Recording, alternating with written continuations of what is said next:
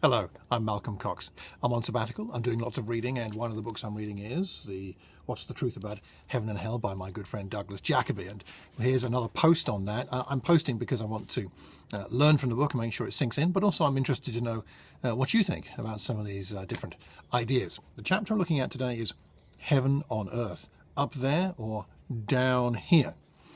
Douglas looks at various views of what happens with the earth at the judgment. Does it all burn up and do we just go to heaven, or is the earth transformed? The traditional view of the idea that we leave the earth and go to heaven, a new place, is summed up that at Jesus' return he will take us away from the planet, which will then be destroyed. And there are passages that would seem to support that view. That's the "I'll fly away, O glory" song. However, there are other ideas. For example, the idea that perhaps the earth is transformed.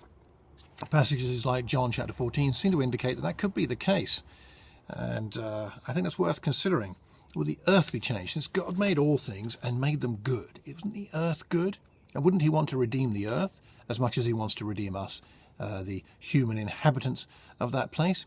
It seems that he would like to refresh all things, change all things, make them new, make them better, make them what they were always meant to be, just like we are being transformed into his likeness on earth, but that final fullness of transformation will take place in the next life. Shouldn't that also happen to the other things that God has made, including the earth? There is some support for that. What do you think about that idea? In 1 Corinthians 15, it says this: "So it will be with the resurrection of the dead." This is verse 42. "The body that is sown is perishable. It is raised imperishable. It is sown in dishonor. It is raised in glory. It is sown in weakness. It is raised in power. It is sown a natural body. It is raised a spiritual body." A spiritual body. Not just a spirit, a spiritual body which has to inhabit somewhere.